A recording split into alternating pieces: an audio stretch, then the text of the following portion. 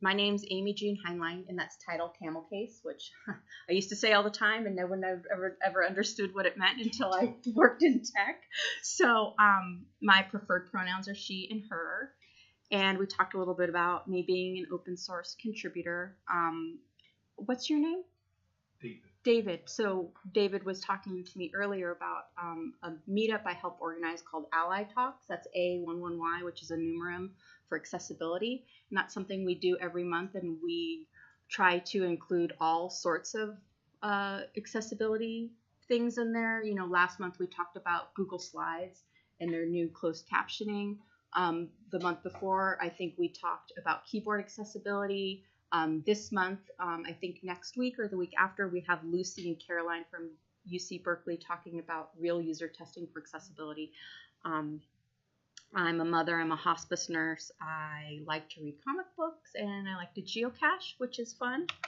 Canopy. What's mycology? Mushrooms. I love mushroom hunting too, just because I don't like to exercise, right? But if there's something for me to do, like go find a geocache or go mushroom hunting because it rained, it gives me that excuse to exercise without being like, ooh, I'm going to go walk, you know? So Canopy, we're an open source website agency. We do everything from design all the way through support, and we work exclusively in open source technology. And we're Bay Area-ish, but we're fully remote. And who are you? You're project managers, you work in sales, you write plugins, you work in the WordPress community, you're bloggers, you're marketers, we're everybody, right? So this talk is definitely for everybody, and it's platform agnostic. So I want to talk about what is inclusion. We can think about inclusion on several levels. We can talk about inclusion on the personal level. We can talk about it on a community level, and we can talk about it on a global level. You know, as the internet opens up, you know, our websites for creating this world stage, right? And so everything we're doing is becoming global. So we have to think about that, and we have to think about that inclusion can mean different things to different people. And so I want to talk about today specifically, how can we make our content inclusive? Not just accessible, but inclusive. So part of inclusion is diversity. And sometimes diversity and inclusion can be lumped together, but they don't have to be. In the workplace, diversity sort of equals representation. But without inclusion, the connections that attract all of those talents doesn't really mean anything. We need to make sure that we include the people, not just that they're numbers in our group, right? We want to encourage participation. We want to foster collaboration, and we want to have business growth because of who we have. Let's see, I don't know how to scroll. It's backwards. Okay. So diversity is focused on tracking characteristics. It seeks to invite people who have been excluded historically based on gender, race, abilities, and that sort of thing.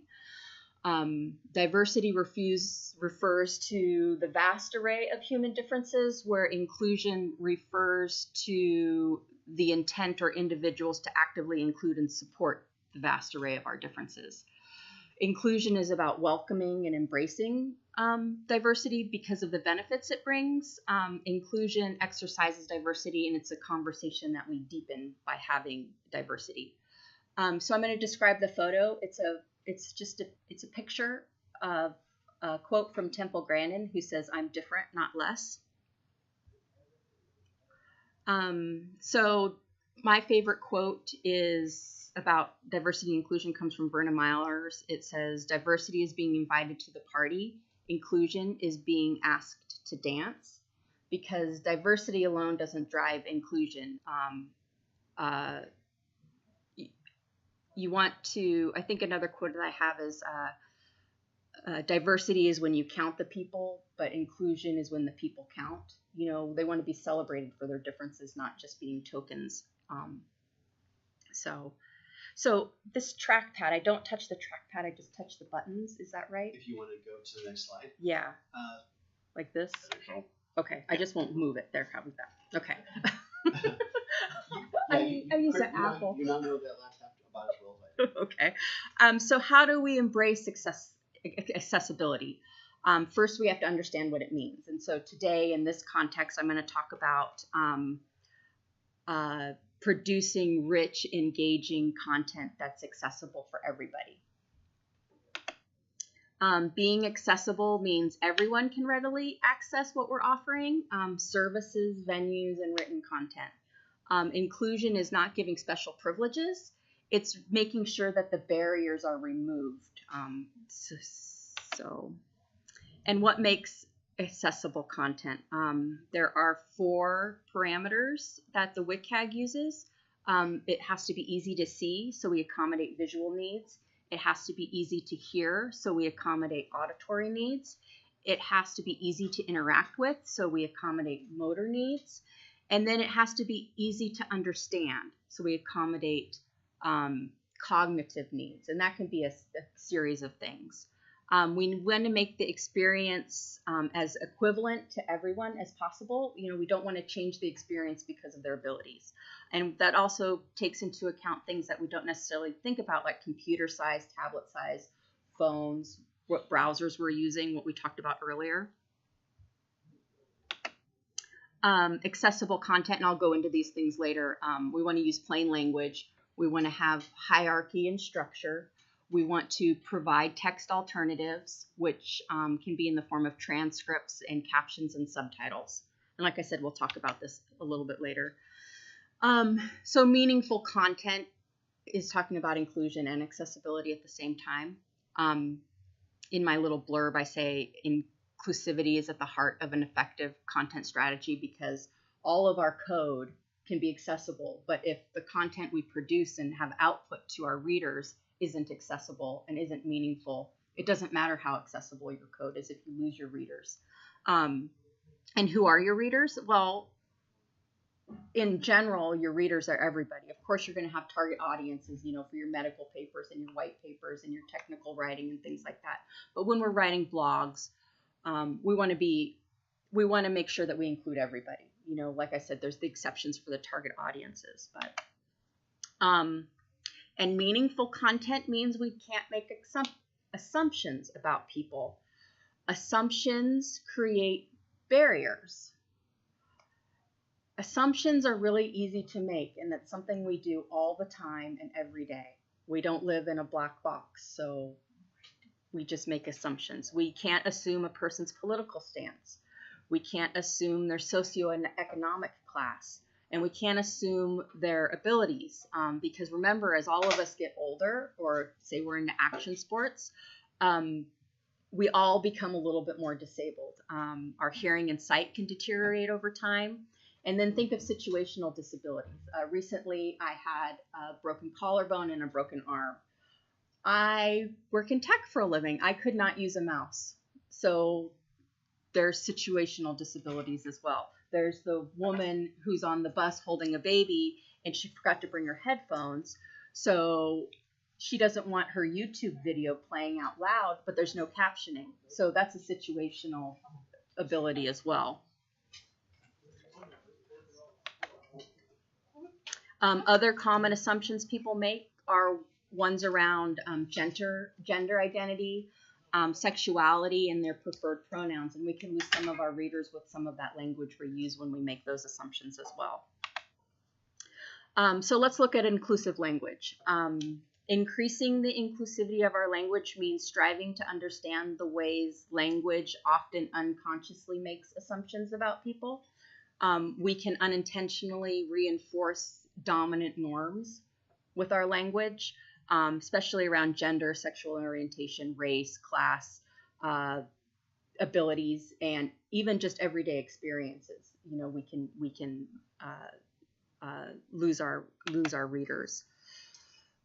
So even the term disability is no longer accepted. We need to make sure that when we use language that people are accept within their groups. Some people will accept the word disabilities, others won't. And if they say that they don't accept that word, we try to bend to that. We want to use people-centered language as a general rule of thumb. That would mean, like, instead of saying the disabled or the crippled, we would say people with disabilities. So would you recommend saying people with blindness instead of the blind? Or people living with vision loss. That's another example I use, but you've already said it. So we want to use but I mean, do people that are blind actually feel offended if you say the blind? No, it depends though, because you might have some. And I think more of what we're talking about is just sort of changing the idea of the way we're looking at language. Being sure that we're not offending people. How far is too far? That's always the question, right? You know what I mean? So there's this balance that we can all use in our day-to-day. But the certain communities are shifting away from like using those ableist terms and using more people-centric language. Like instead of using people of, I think I go through this in another slide, colored people would be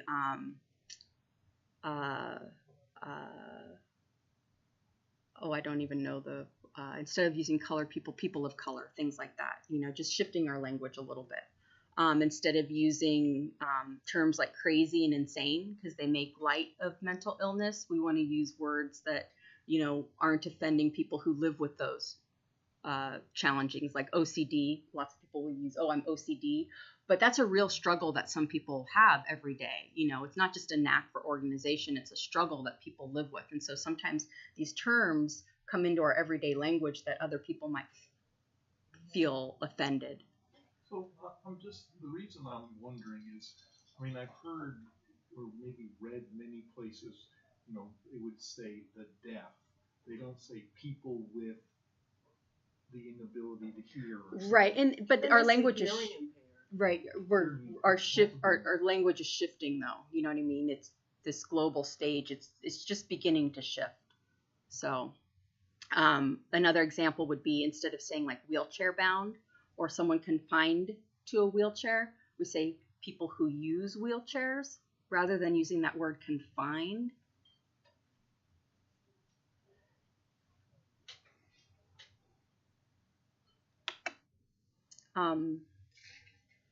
So here we go. The colored, when describing people of color, use people of color because it's more of an umbrella term that includes any non-white person.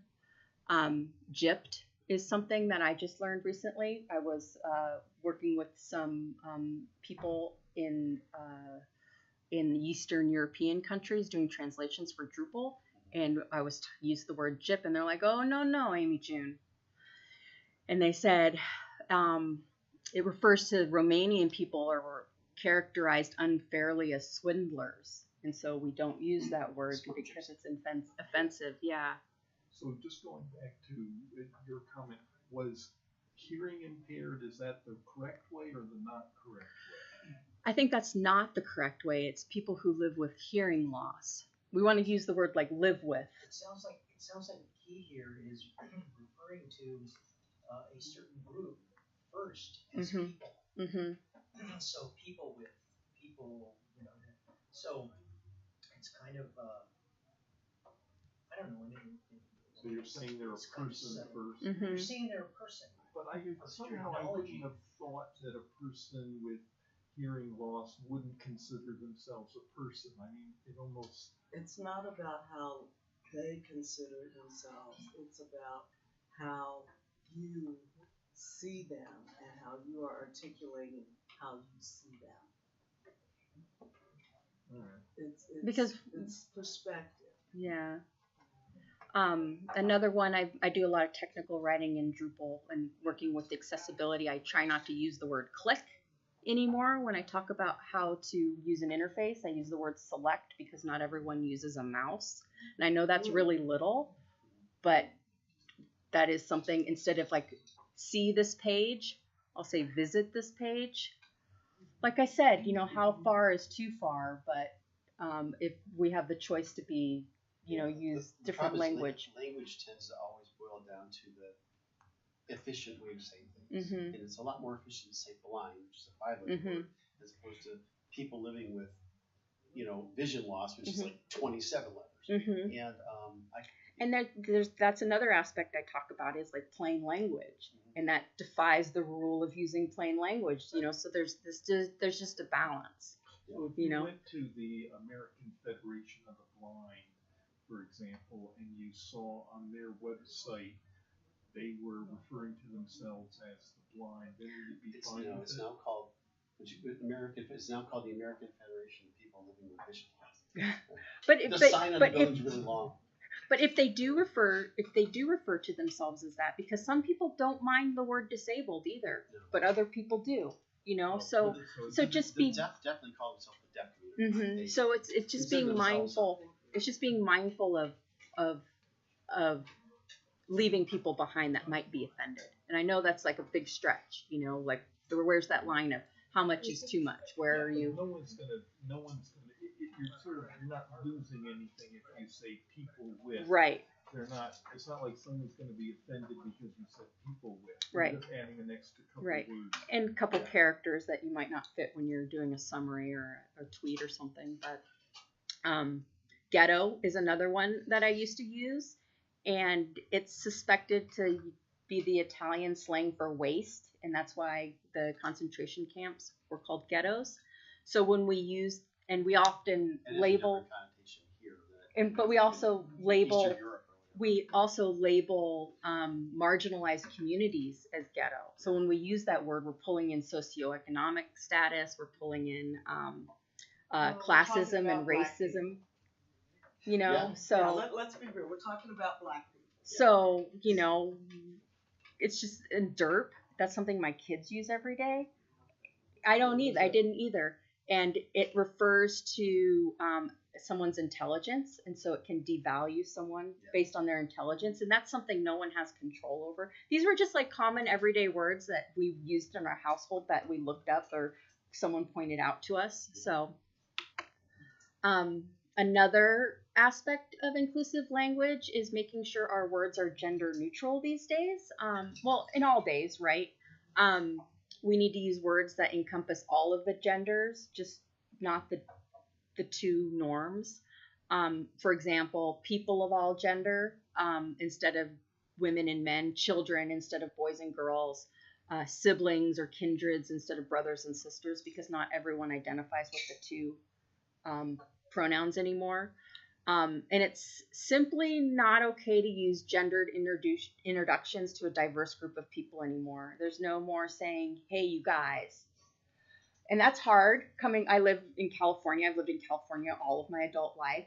Guys and dudes is gender neutral to me. But I went to a tech conference and I started my conversation one time with guys, and there was one woman in the back of the room who said, can we not use that term? Because I feel like you're excluding me in this room full of men. I'm like, okay, that's fine. And this was sort of what actually started this talk, was her talking to me about this word guys and how usually it's pretty benign, but for her in the tech world, she felt left out. So, we say y'all, yeah, folks. I use folks a lot now, and I still say guys, and I still say dude. It's a hard one to do. And then there's things like, instead of using manned, you would use staffed or something like that. Manned, you man the booth. You would use staffed. People also are leaning away from mankind, and we're saying humankind now. We're not using he and her as much. We're using their when we talk about. That's actually old school. Mm-hmm. That used to be a lot more common. Mm-hmm. Yeah. What is mansplaining is not gender mansplaining is not a gender neutral term, and I know a lot of feminists use that word, but I don't. I'm kind of offended by that word, because if you're going to call out people for using gender neutral terms, you can't use the word mansplaining either. That's just my one little tiff with some of the community spaces. You can't use that word if you're talking. If you're talking about an inclusive, if you're talking about an inclusive space, that's not a very inclusive word. You can use words like gaslighting or condescending or things like that. Yeah. So. Mansplaining is condescending. I've never even heard this word. You never heard mansplaining? Do you want to explain? Oh, okay, I'm gonna have to mansplain it to you. No, it's generally when like if she and I are talking about something, and I'm going to be condescending and tell, well, you should really, this is how it really is, and because I'm a man, I know better than you, so I'm mansplaining. And I'm not just telling you something, also using the power of my gender to override whatever her objection might be or her belief. Yeah, exactly. Yeah. And I could white mansplain to her, it makes it worse. Yeah. So a man talking down to a woman. It's the talking down part. Yeah. Mm-hmm. Explaining is fine. Right? I mean, we sat at dinner, we explained things to each other. That's fine. It's more than that. Yeah. It is when a man explains to a woman what she is thinking. Well, let me tell you what she's really saying. Exactly. That's mansplaining. And it happens a lot. Yeah. No, let me tell you what you really mean. Right. And the word is okay, but it's not gender neutral. No. You know what I mean? It has its place and it has its time, but in an inclusive environment, this is just one of those examples. It sounds like the word is actually describing what's going on. It is. Yes, it is. But by attaching gender to it, you've kind of made yourself a hypocrite because you're upset by that they're using their gender and you're just throwing it right back in their face. You could just say you're being an arrogant jerk. That's gender neutral. That can be dangerous. I mean, there's a lot of nuances here we're talking about. That wasn't nuanced at all. Yeah. Let me tell you what's really good. Yeah. So, and it's a tricky one, but I like to throw that out there just for some food for thought, so. But there's also inclusive language. I'm sorry. Do you think it's possible to mansplain in a blog post? Mm-hmm. Yeah. Oh, yeah. I do. Yeah. Okay. I do. Oh, okay. Yeah. I guess if I was going to write a long diatribe bitching about mommy bloggers, and I'm not a mom, I don't have kids. Mm-hmm. That would be mansplaining. Okay. Mm-hmm. You're right. Yeah. So, but it also comes down to like content that we display in presentations, content we use everywhere. Yeah. But privilege is another thing that we should think about in our language. We can't assume everyone has a high school degree. We can't assume everyone has gone to college. We can't assume everyone will finish high school. We need to use language that does not assume a certain level of financial means. We need to not make the assumption that everyone is employed, has a stable living situation, or can afford to meet their basic needs. And this comes into more of the world stage too, where we have to realize that not everyone speaks English, and English is a second language. So we need to think about that in our writing styles as well, and people who consume our content. If you're writing in English, how do you account for people who don't speak it? Using plain language. Yeah. Yeah. So we as content authors and designers and coders want to make sure that we go beyond the empathy part, right? And we want to make sure that we include everyone in our content strategy. So we want to make sure that people are considered equal participants rather than just afterthoughts to our content, So what can we do? We can create article which use clear headlines and subheadings. We can break up the content into meaningful chunks. We can use short sentences and paragraphs. We can chunk up our contents in bullets and numbered lists. We can use images and diagrams and multimedia to help visualize the representation of the content if that helps our readers. We can use pronouns. The user is you. The organization is we. And we can use words that our users use themselves. So for your target audiences, make sure that our words are something that they identify with and understand. So according to usability.gov, and all of these links and websites I share are on the resource slides, we want to make sure that we write at sort of the 9th to 10th grade reading level. That's sort of the norm that we use when we write our standard content. The ideal standard is no more than 20 words per sentence, 5 sentences per paragraph. That chunks up our content in easy to read things. We want to use plain language, use contractions, why say navigate when we can use the word go, things like that. Of course, again, exceptions, medical papers, white papers, so we just have to think about our target audiences. So because you're not in the WordPress world, sure. One thing that most of you may or may not know, there's the Yoast there's a plugin called Yoast Seo, and it uses the Flesch-Kincaid scale for reading comprehension. If you're concerned about this stuff, yeah, it's a lot better than copy pasting somewhere else. Okay. Just put that plugin in, and it'll tell you with its indicators. Right there in your Wysiwyg, it'll just pop it up. That's nice. Right. There's a meta box right below your content Okay. that gives you red light, green light, yellow light, and a whole bunch of other tools. But one of those is Flesch-Kincaid. Okay. What was the term you used? Flesch-Kincaid is a reading comprehension level metric. It's FLESH Kincaid, I think.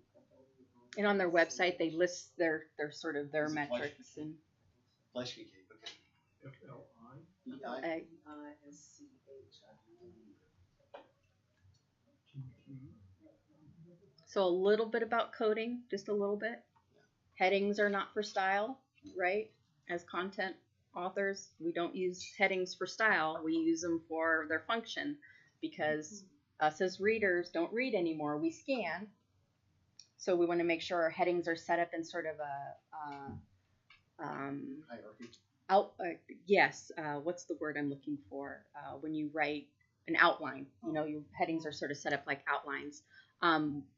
They're used to define HTML headings, the H1s through H6s. H1 is your most important heading, and your H6 is your least important heading, and they're nested. And I think I have a picture of it next. Often you find yourself all the way down to the 6, but right. Yeah. So they're nested. So you would never have an H2 under an H3. You would always have your first, and you usually only have one H1 per page, and that's usually your title. But it depends on what standards you have. I don't like H1s at all. it's what's wrong with It's way too big. Oh, no, well, that's that's totally the controllable. styling. You And can that, make it 12-point type. if you yeah, want to. that's styling, and we'll talk about that too. But yeah, so that's generally how this picture describes it, sort of. And then after your H3, if you're talking about something new again, you would put another H2. So, and your styling is in your code, how you want that to look. So, so It is FLESCH. Oh, so it's Flesch. So then coming back to this heading thing, let's talk about entering content into our WordPress sites and our Wysiwygs and our content editors. And we all know what Wysiwyg stands for. What you see is what you get. But just in case someone doesn't know that. For entering content, there are two schools of thought. Well, two main schools of thought. I'm not going to tell you which one I think is better. I'm just going to talk about both of them. There's the one that says styling is for coders and designers and never for content authors. That's the bare bones minimum in your Wysiwygs, for your options. And then there's the Wysiwyg where you give them all the options, right? So I'll talk about both of them. And like I said, I'm not going to tell you which is better because that's up to you. So we'll talk about the styling is for coders one first. The Wysiwyg should only be for entering content. What you allow your editors to modify could affect your theme or accessibility of your content. You should restrict your editors to certain options. We should stick to style guides and style sheets for predictable and uniform styling and navigation. So my friend Mark at MediaCurrent told me, if you allow editors to change colors, how can you be sure it will work with accessibility? Do you want them to add divs and tables? And more to the point, do you want them coming back and complaining that it looks bad because of what they did? So that's your bare minimum. And I think I have a picture of it next. Yeah, so this is our Wysiwyg where you basically just have an option for bold, emphasis, italics, entering a picture, putting a link, styling for some quotes, and maybe adding a little bit of code. There's not much to it. And then you've got this Wysiwyg where you've got all the buttons, and I don't even know what some of these buttons do. There's options to add bold, italic, underline, strike through. It looks like you can put in some tables. You can do your bullets and I don't even know what all this stuff is. And look, it also has the style button where you can change the headings. So let's talk about this one. Our content editors are active participants in our website process, right? In many cases, they are more hands-on than our developers. They're in the site every day. They're entering content. They're authoring content. They're in for the long haul. So if we train our coders and our designers for accessibility, then why not train our content authors for the same things? They can be trained and educated in the same fashions as those coders and designers, right? We should invest training for those content editors. We can set up the Wysiwygs with styles and things that they will understand. We can put in tool tips and reminders and restrict the editors to certain themings. So if we give our coders and designers empowerment to shape our content, we should give the same thing to our content authors. So hiring practices. This might not be relevant for this group, but we'll talk about content around hiring practices and job listings and the copy that comes along with that. We can say things like, we celebrate diversity and are committed to creating an inclusive environment to all of our employees. Now that's an equal employment opportunity statement, and I'm going to trip over that a couple more times in this paragraph. So EEO. Those statements are only meaningful if they reflect the truth. The language in our job listings should reflect the values of our companies and not something different. We don't want future employees to come to our websites and see that we're inclusive and diverse and we celebrate these things, but when they're hired, it's something different. So we also want to make sure that when we have job listings, we eliminate the words like clean shaven and young, because that might discourage some applicants from applying in the first place. I can't believe you didn't put those words in. It's from my front door. Well, yes, at Canopy. This is why it's in this slide, because we had this conference policy where people had to be clean shaven, and I'm like, do I have to pluck the one hair? Come on, really.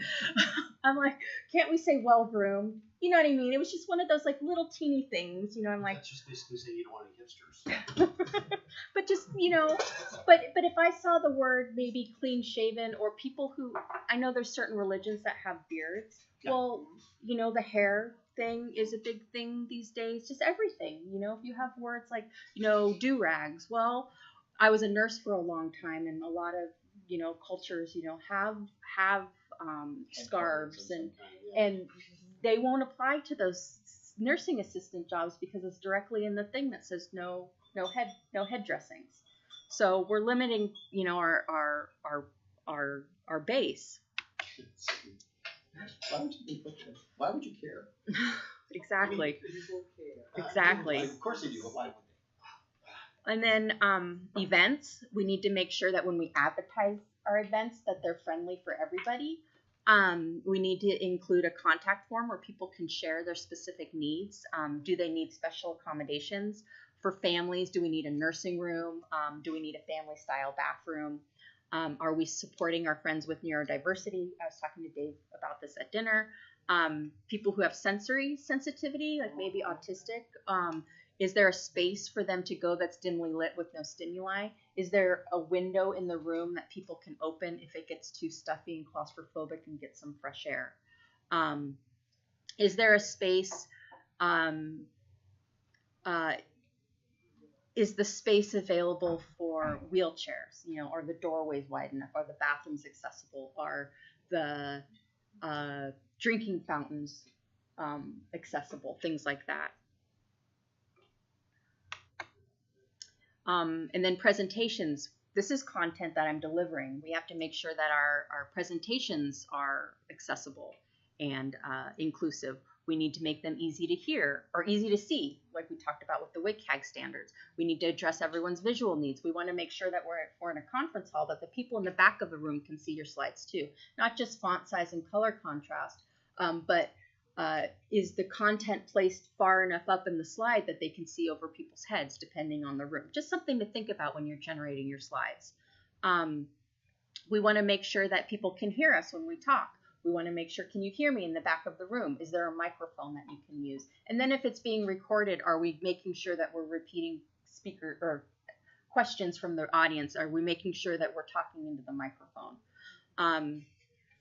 We need to make sure that transcripts and captions are available. And so what I do is when I create content on my slides, I leave the bottom. Well, this is a horrible example, but on most of the slides, the contents it's up a little bit further, but I use my little K, and I don't put any content underneath that because when it's uploaded to YouTube or transcripts are put on there, it might cover up some of my content. So I just leave that little bit of space on the bottom for my captioning. Do you use YouTube's auto captioning? Usually it just generates it yourself. Oh, I do use the Google Slides auto captioning sometimes, but it doesn't provide transcripts yet. So I try not to do that too often because if you put it on YouTube, when you put it on YouTube, it'll auto transcript, and they're pretty good. Okay. Like the last accessibility meetup we recorded, I only had to change like punctuation for the most part, and then some specific words like Drupal. It always wants to say triple, you know. But it was like really good since the 2 months ago with the last time I did the transcripts because we share it. It was just phenomenally different between the 2 months. I have a question about that. Sure. Caption. Would you recommend trying to edit down the caption to contain, like, describe what was said with the fewest words possible, or would you try to make it, you know, a one-for-one match of what was Well, I edit out the ums and the O's and the OKs and the words that I repeat. But other than that, I try to keep the content the same. But I'm just thinking that it might be more words for the person to read, but you still think it's better to just match it. Well, we don't want to change the privilege. We want to give them the same content, but filtering out the ums, they aren't needed for understanding. But yeah, we don't want to. You listen way faster. I mean, you read. I can read way faster than I can listen. Okay. And I have hearing aids in. So when I'm at home, I take them off when I'm at home because they drive me crazy after a while. And I always watch TV with the closed caption on because I can't hear it all that well, and I don't want to blast my way out of the room. But it's pretty much always one for one with the words. And our guests or our audience who English as a second language, that helps them because sometimes reading the words is easier than, you know, processing them. But what if you had a situation where the person was saying text that was on the slide so that the closed caption would just be a repeat of what's already on the slide? And do you still think it's better in that case to include a duplicate of the text that's already on the slide? Or because say if you're later on when you're doing the transcript for your users that are using screen readers, they're not seeing the slide. Oh. That and if there's a gap where suddenly there's nothing there, if I'm reading the closed caption and the sound is off, I'd wonder where'd it go? You know, so you want that's why they do things like the door closes or there's a note there that lets you know there's music playing. They're not telling you what music's playing, but it just don't worry. Dog barking. Dog barking. In that particular case where you have to read the slide first and then you're reading the closed caption. Yeah. If you read the slide and you see something in the slide and then you have to read it again in the closed caption, isn't that just kind of no? Think about it this way. Okay, for those of us that aren't reading closed captions, we're reading the slide, we're hearing her say it. Yeah. For those people that are reading closed captions, they're not hearing her say it. They're reading the slide. They're reading the caption. We're both taking it in twice. Yeah. Right? Yeah. It's just that if you can't hear, you're reading it. If you can hear, you're listening to somebody say it. And there's an important note too that if you're the presenter and you're reading the bullets, you're a really lousy presenter. You might say, well, address cognitive needs, blah blah blah. But you don't just sit there. Your presentation needs to be serious. It just says I can help you. There you go. It just says you didn't practice. Editing down the caption you started. If the caption would need some editing down, then one would think that the script that's being read would also need to be edited down. Because people who were having trouble keeping up, or maybe English as a second language, would have a better So that again would indicate that the script probably needs to be edited. So, along with presentations, there's VIM, which is visually induced motion sickness. So we want to avoid the rapid slide transitions, right? Parallax. I know that that's a big thing right now, but parallax can create problems with some of our people who consume our content. Animated backgrounds, GIFs or GIFs, however you want to say it, they can be distracting to some people, especially the rapid ones. So maybe have it just flash once if you want to use them. Yeah. You know, we want to address cognitive needs, dyslexia we talked about. So that's why we avoid the text-heavy slides, and we make sure we break up our content in easy-to-read chunks. You know, just kind of iterating that again. But we all know that, you know, most of this comes from like maybe seizures, like the rapid motions could induce seizures in some of our consumers. And so subtitles and captions. And I'm not always clear on which is what. I want to preface this information with that. Subtitles are lines of texts that are transcripts or translations of the speech on the screen, whatever that means. So Like Japanese movies. So right, yeah, right. Big Godzilla. Closed captionings are similar because they talk about it puts things in like there's music playing or there's a dog barking or people are laughing. Captions and subtitles are useful for text alternatives to sound. Captions can be either opened or closed. This is something I just recently learned about. Open captions are always in view and cannot be turned off. What use case you want for that, I'm not quite sure, but they can never be turned off. So, you know, the only place I've really seen it used is if you go to the Performing Arts Center and see a musical. They always have open captions over on the far right hand side, which is great because I can't hear what's on the stage very well, so I spend more time reading the damn captions. Theirs is horrible, by the way. I've seen other theaters where they're great. I was watching something on TV and I was trying to turn the captions off and I could not. Yes, that was And explains so they're open Yeah. captions. And then the closed captionings can be edited where opening captions can't be, and I'm not sure why that is either. Like I said, this is just something I just learned recently about. But captioning has universal design benefits for people other than, you know, living with hearing impairments. We've got the English as a second language. We've got the people who can process the sound better than read the text. So, you know, there's a few different reasons why we want to have captioning on our videos and in our presentations. And then there's a picture here of a television show with some closed captioning on there. I'm sorry, say again? There's a picture. Oh. Okay. So we want to be sure that our images are accessible too. So of course we know, you know, the captions we want to be succinct and to the point. We want to provide alt text. Even for events like presentations, we want to describe the images or videos that we're showing. And it's also helpful to have alt text for people who have the images turned off in their browsers, or they live in a place where Wi-Fi, you know, it takes 3 hours for that picture to download. So this picture I have up here is a broken image, but we know that it's a dog walking. So I have lots of people ask me, like, how do you determine how much you put in your... That's my problem. So is it relevant to your content?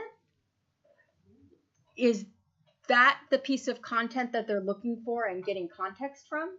Do they need to know that it's a red house with a blue sky and a green tree with a girl swinging in a yellow dress?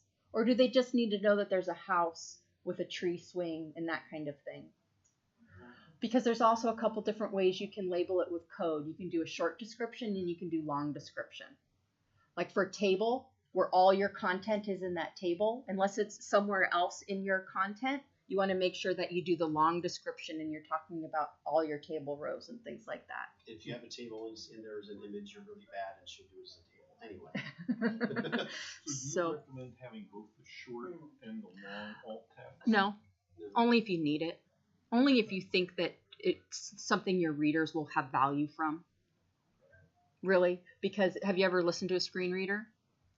Long descriptions can be slightly annoying and cumbersome.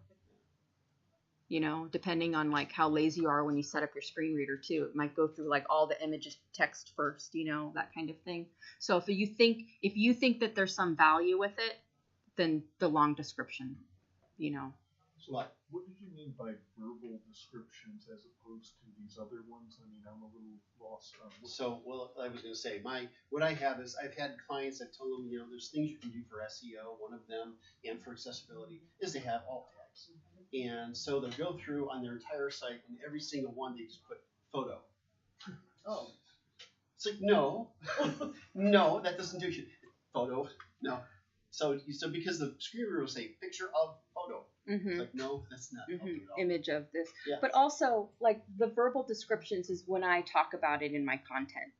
That's what I mean by the verbal description. When I have when I'm presenting, I verbally explain my image. So if someone in my room or can't see the slide, then I make sure that they have that content. So that's what I mean by verbally describing it. So what if you're embedding like Instagram? What are your thoughts on that? Because they don't give you an option. Okay, I have a whole slide on social media. I don't know anything about Instagram though. Just so you know. Does Instagram you can't tag things? Well, Yeah, you can. If you can add alt tags? I know you can tag things. I know that you can go into the accessibility settings and there'll be a field you can define that requires you to add that. Yeah, I know that's with Twitter and Facebook, like where you can go into your accessibility settings and before you post your tweet, it'll remind you, did you place alt text? And then before you tweet it out in your browser, it'll show description and you click on the picture and you can add a description. Maybe you can show me after the presentation. Mm-hmm. And then acronyms can be problematic to our readers. First, without context, who knows what GTM means, you know? Does it mean Green Tech Media? Does it mean Guatemala? Does it mean Google Tag Manager? We don't know. So we want to give some context. So when I did the Equal Opportunity Employment EEO, you know, I don't want to say EEO first. I want to describe it first, right? And then screen readers don't recognize acronyms and abbreviations. They read them as normal words. So we want to make sure that if we do use acronyms, we do things like the abbreviation tag. I think acronym has been deprecated in HTML5, so we just use the abbreviation tag. Numerams can be weird. Ally, you know, the A11Y stands for accessibility, where you replace 11 of the letters with the number behind it. So you've got the A, 11 letters, and Y. So that's ally, you know, that's kind of a neat one. It's really ironic that that's the way you do it for accessibility. Like, and the thing is, ally is not an accessible word, you know, or accessible little thing. Internationalization is another one that is pretty common because no one wants to spell it out. And then also Europeans, the Z can switch with an S, so sometimes it's just easier to use that 18. But for, you know, our unusual abbreviations and our acronyms, we just want to explain them to our readers. And sometimes using periods in between them will help parse them for screen readers. You know, doing the G period, T period, M will help parse those out. Wait, don't go anywhere. You didn't explain the picture yet. Oh. You don't have to? No, that's for design purposes only. Oh, I see. What's your alt tag for that? Which Pile of random phone letters. Yep. You know, a lot of Wysiwyg editors, I notice when you drop a picture in, it automatically fills in the alt text with the file name. Yes, and that's problematic with screen readers too, because as a screen reader user, you don't want to hear 1, 2, 3, period, 16. You know. That's what. Yeah. Right. Yeah. Well, that's the weird thing is with WordPress always takes the file name and makes it the title tag, which doesn't work out too well when you hover over it. It says dsc_0069.jpg. And why did you even bother doing that? But it doesn't put anything in alt tag for you at all. And then links. Our links should make sense if they're out of context. We don't want to use words like click here, read more, because as a screen reader reads it, well, if I click on that link, what am I reading more of? Yeah. Where am I going now? So we want to make sure we give them some context. So is it okay to say, for a longer description, click here, and then make here a link, or not? Right, as long as there's some context around it. Okay. But also too, for screen readers, there's a tag for that. For your link, there's a HTML tag where you can enter in your content too. It can be the title, or the URL is not handy anymore because sometimes the URL doesn't give enough context, but maybe the title of the website you're going to, or if it's in your snippets where it's a summary of your blog and you want to read more, just read more and attach that title to it. Read more about the name of the blog article. I'm specifically wondering about the structure where you've got a sentence describing what something is, and then it ends with is here, and here is underlined. That you're fine with that? Right. Okay. But also including that HTML tag that says where it's going. What the here? Because when you go through a screen reader and it parses it, it will read links first sometimes and not give the context of the paragraph it's in. So as long as you have like some sort of markup that says where that goes, and usually you can do that like with your styling or your theme or whatever, Yeah, that's in WordPress. It doesn't actually. You can add a link to anything, text, but it doesn't have an easy way to add a title tag. That's all you'd have to do to an href or to an anchor. I mean, now, does it inject any ARIA tags in there when you? It does. Okay. Yeah. Because even one of those. But you have no control over it. Oh, okay. Yeah. That's kind of the way it is in Drupal too. Okay. Yeah. Yeah, but if you wanted to actually add a title tag, you'd have to switch into code view and add it in your theme layer. Yeah. And then your link text should be displayed consistently. So from page to page, it should look the same. So when people are looking at it, they can easily distinguish that it's a link. And what they're saying these days is that you should have 2 ways it looks different on your page. Should have 2. So my link here has an underline and it also has a background color. So either if it's bold or if it's a different color and it has an underline, you want to be able to. They recommend having your link different in 2 ways from the rest of the text on your page. And remember, links can be pagination, they can be pictures, they can be menu items. Anywhere that takes you to a different page is considered a link. So the idea of having 2 ways is if they can't see if they're colorblind, and they can't see the background, you've got the other one. And just making sure they're consistent throughout. And then if you have 2 instances where you're going to the same place, like you reference a link twice on your page, have them described the same way. So if you're linking in 2 different spots to a same article, make sure that you have those clearly defined that they're going to the same place. So make sure that your title and your alt text for those links are the same, just for predictability. So social media, emoticons. So a screen reader will read every single emoticon.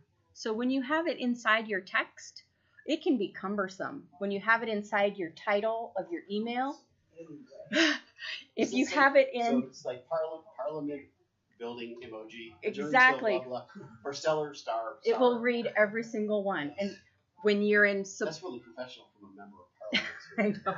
So when I don't know if WordPress uses Slack as consistently, like the Slack app for messaging. Yeah. So when you have all those emoticons after your name, those get read by screen readers too. And the reason why some people don't turn them off is they might have relevant content. Like say you have a telephone at the end of your name because you're on a telephone call. If they have that turned off, they might think that you're why aren't you answering?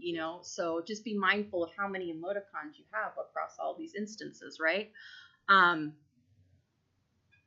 So handles and inside of our Twitter, inside of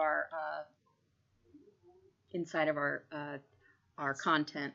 So We want to use capital letters to break up our hashtags because screen readers will read it all as one word. So now NOWTHATCHERISDEAD. I looked at that and I'm like, Cher is dead? I had not heard anything. I spent like 12 minutes Googling how Cher died. No, that's not what it was. It was now that Thatcher is now Thatcher's dead. I don't know who Thatcher is. I don't care. You know what I mean? But I spent 12 minutes because I thought Cher was dead. So having said that, if your hashtag is short in one word, sure, keep it in lowercase. But if you need to like define it, it comes down to readability. When we search for that hashtag, it doesn't matter what we search for, those results will come up. But for our readers and for our screen readers, it's just easier to have it where we break it up with capital letters. You know, I love Twitter, capitalized ILT versus, you know, all lowercase. We want to include image descriptions when we post on Twitter and things like that. And a lot of those social medias have that in their accessibility settings now. If we schedule our tweets using things like Buffer and Hootsuite, there are options to add alt text before when you're scheduling your tweets in social media. And then just be mindful of the information you're retweeting too, because you know if you're retweeting it, that's the same as you posting that content. So if something in that social media that you're reposting isn't accessible, just define it in your comment when you retweet or when you repost. So what now, right? My favorite fortune cookie ever. I got about 12 years ago at a Chinese food restaurant, and it just said, begin, the rest is easy. And I use this for a lot of things in my life when my kids complain about not getting their homework done and not knowing how to do something. And like when I was changing careers, it's like that first step is the hardest one. And I have that taped to my monitor, and I'll send it to, you know, my family when they're complaining about something, or, you know, just like begin, just do it. It starts with just being a good example and being a good ally, you know, sharing the information with people, you know, and then if people ask you, you know, certain things, just sort of informing them. You know, there's that line of how much is too much, you know, you get to distinguish that for yourself. Your line can drop, you know, depending on your social situations. There are lots of tools available. You know, there's Grammarly, there's the Fleisch Kincaid, there's usability.gov, there's some, I think it's called Tandem, I have it at the back, where it will check for gendered terms, things like that. You can just run your content through some of these checkers before you post it. So for people who have issues with color blindness, there's an app on Mac called Sim Daltonism, and it will put a window over top of whatever you want. You can choose between like 9 or 10 different types of color blindness. There's something comparable for Windows. I don't remember what it's called, but if that's what you develop on. What was the name again? It's called Sim, S-I-M. And there's also things called like Totally. Daltonism, D-A-L-T-O-N-I-S-M. I think it's a free app on the App Store. Yeah, but there's tools like Totally,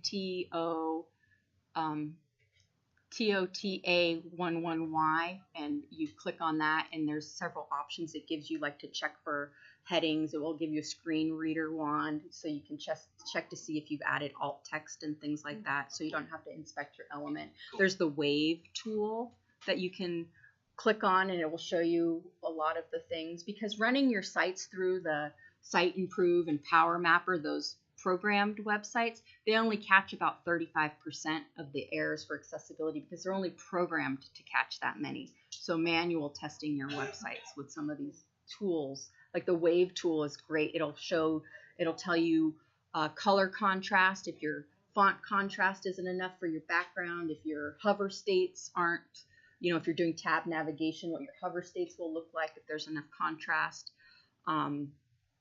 But the Wave tool, or one of them, I think it's the Wave tool, will actually give you the WCAG standard too, the piece of code that that has the problem. So you can go back and you can look at the code. Like sometimes like landmarks aren't defined and things like that. So yeah, so just be nice, right? It's unlikely you'll be called out for being too considerate. You know, if we use oblivious communication, we can lose our audience because they're not, they're going to assume we're not talking to them and we're only talking to some of them. We don't want to hurt anyone by our messages, and we don't want anyone to feel excluded with our content. So if you can choose between behavior that upsets some people and behavior that doesn't, why not default to just being nice? So our language is powerful, just be mindful of your words, because words matter. You said that first thing. So and then we'll just like look at inclusion again. You've got inclusion on your personal level, your community level, and your global level. So, and inclusion can mean different things to different people. And then there's, that's just where to find me. And then I've got some resources. Oh, this text.io is the one for the gendered terms. So yeah, I'm gonna send the slides out, and I'll post the video on YouTube. Yeah.